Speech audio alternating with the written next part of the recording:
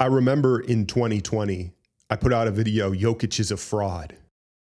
And it was just after they had been eliminated in the bubble against the Jazz. And it was a series where Donovan Mitchell, he averaged literally like 45 points in the series. And they just relentlessly put Jokic up in high ball screens. And it was like, okay, well, Jokic, you know, he puts up a lot of stats and he's a fun player to watch. But how can you be a contender if this guy's your starting center and the league is so perimeter oriented? But what that forced me to do was not die on that hill. Now, that's an obvious example, right? I've been doing this almost 10 years. There's much more nuanced and smaller examples of, you know, you have a take and then it goes wrong. It's like, are you going to stick to that take or are you going to objectively call what actually happened, right? And this Kuminga situation, it's almost become political amongst Dub Nation. And what I mean by that is, in politics, people choose a side, right? And then they kind of put their blinders on and they're not willing to acknowledge, oh, this was wrong or this was right because it's not on my side. It doesn't fit my take type of situation, right? And that's kind of how this Kaminga thing has gone. Are you team Kaminga? Are you team Kerr? You team whichever it is, right? And I think people are having a hard time objectively judging Kaminga heading into this season because of this political line that's been drawn in the middle of Dub Nation, right? For instance, that Laker preseason game the other night, you know, you could say, oh, he had 5 turnovers and 0 rebounds, you know? Or you could say there were 42 turnovers in a preseason game. 2 of them weren't really his fault, you know? And the 0 rebounds, he was guarding Vando, who all of a sudden thinks he can shoot threes. It is true in that game. Vando he shot like 3 threes. And so the context always matters, right? And you can frame the stats and how the performance was depending on your take and your stance on it. My point is, whichever side you sit on, it's okay to acknowledge, hey, Kaminga, he doesn't box out well. Like his motor for rebounding isn't always there. He takes defensive plays off, right? He doesn't always see the floor like you would want him to. It's okay to acknowledge, hey, he's trying to play the right way right now. 3-ball looks better. There's a better arc on it. And he's putting people in the basket, right? He's commanding double teams on the switches right now. You know, like you don't have to just be on one side of things, right? But I just hope that we can kind of judge it in real time and let's call out the good and the bad without it becoming this your side, my side type of thing. Here's what I'm looking for him headed into his 5th season. Getting down in a defensive stance, in distance managing, I think would be a huge thing. You say, oh, 5 years in, he's not going to figure, you know, hips you can argue are, you know, genetic. Some guys can sink low, some guys can't, right? It isn't even a measure of bounce or athleticism in the NBA. There are plenty of stiff hip guys that have, like Obi Toppin comes to mind, right? But more specific, he needs to get better navigating screens. And he has a really bad habit of reaching when he tries to fight over the top of a screen, or when he's just one beat, one step out of position, he immediately reaches and is basically playing defense with his hands before his feet. And he's so quick, he needs to use his feet to get there. Don't use his hands. There's a time and a place to strip and rip and recover with your hands, but he has this habit when you watch him, when he shoots over the top of a screen, he tries to kind of blow up the handoff or whatever it is, and he usually gets nailed for a foul. And I'd be curious to see what it looks like allowing him to just go under screens. Because again, the navigating of screens to me is probably the biggest issue defensively, way out on the perimeter. And listen, I know that there are certain matchups where it's like, no, you have to fight over the top no matter what.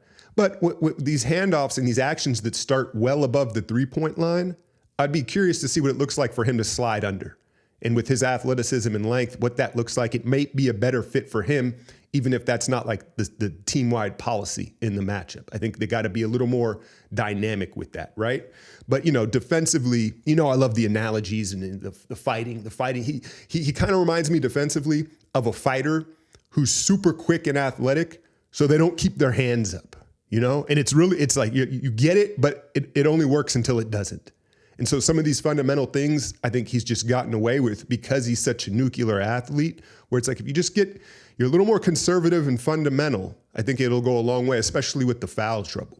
Boxing out is an obvious one, and I've talked about this for a while, and the hips, right? Lowering and using, he likes to use his upper body to be physical. And it just, low man wins in all sports, right? If he can get a little wider, use the hips, the boxing out, but the rebounding motor, I think we have to acknowledge, at least in preseason, has been there. There's rebounds that he gets to that just pure apexing the ball, quick second jumps, and it just the want to do it. So I think the rebounding we all understand is a big thing. Offensively, he's seeing the floor. His head is up, and he's made a lot of good passes. I think that you have to be, again, who cares what side you're on long term with this? You have to acknowledge that he hasn't been given the opportunity really to be like to the hub and do this thing. So there's going to be a learning curve. And again, like those 5 turnovers the other night, 2 of them I think were on Buddy, and one of them was the right read. He just needed a bounce pass, not a skip pass. And so there's going to be a learning curve if he's going to be kind of this, playmaker at the forward position. You're going to have to let him take some bumps. But I think the overall theme of how he's seeing the floor and how he's trying to play is extremely, extremely positive now. I think, you have to acknowledge the 3, there's a better trajectory on it. It's compact, it looks good, and he is creating shots for other players. Specifically semi-transition, when we can get that hit-ahead pass to him, he's going to get downhill, he collapses the defense, and he's making the play, right? So there's good and bad. I just hope that we can kind of more objectively judge his games day to day rather than this political line that Dub Nation has drawn. Now, as far as Steve Kerr goes, what I'd like from him is give Kuminga first crack. We understand he's probably not going to start unless there's someone out of the lineup. But when there is when things aren't going as planned, or there is an opportunity that opens that makes sense, don't put, what's the kid with the braids name? Jackson. Don't put Jackson Rowe in there. Don't give Gee the first crack. Give Kuminga the first crack at things. Because once again, like I said, one thing that I think the fan base can agree upon is the ceiling of this team is higher if this somehow works with Kuminga.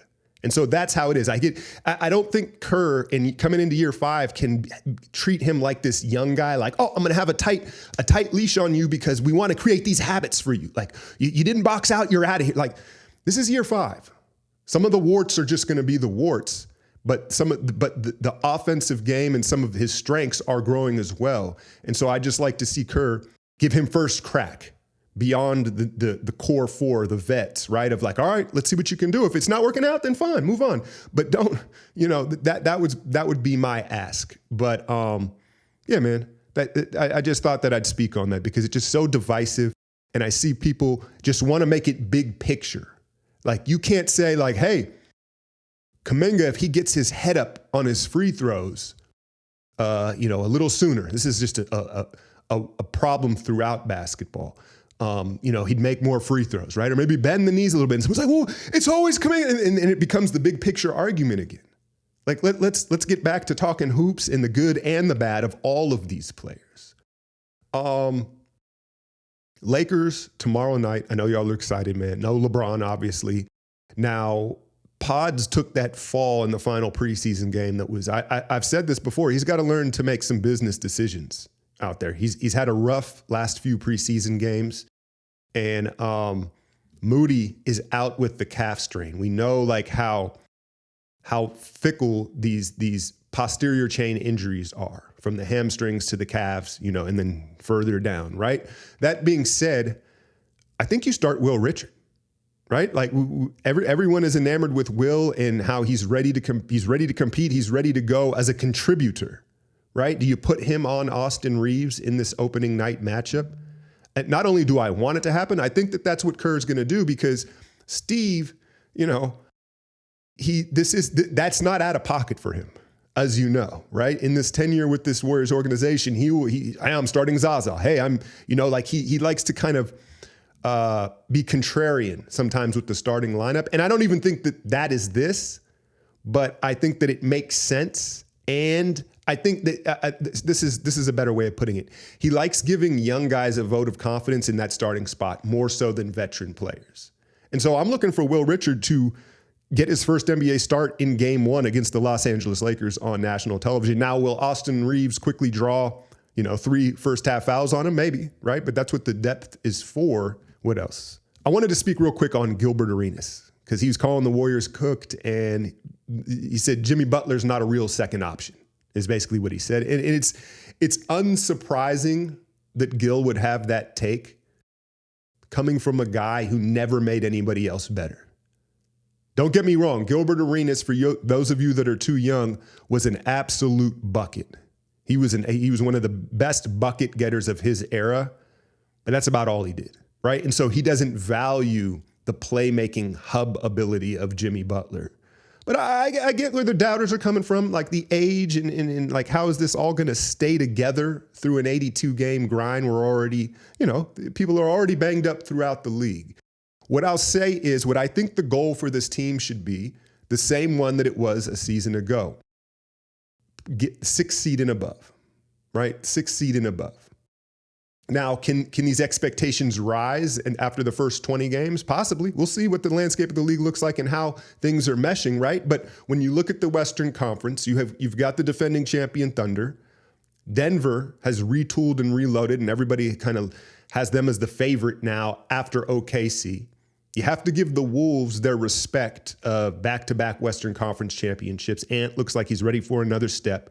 They did lose Nickeil Alexander, but I'm going to go ahead and give them the respect of those 3 in the top tier, right? And then in that second tier, Houston, Clippers, Warriors, Lakers, right? And your guess is as good as mine. Now, some of you may want to put Houston up in that first tier. I think when they lost Van Fleet, you have to bump them down into this tier, right? Lakers and Warriors are very similar, I think, in ceilings and floors. Like, how's this going to go? And then you have the 2 dark horse Texas teams. Wembanyama and the Spurs are certainly spooky, and the Dallas Mavericks. I kind of like the way that they're designed. And when does Kyrie get back? So that's the way I see the West in tiers.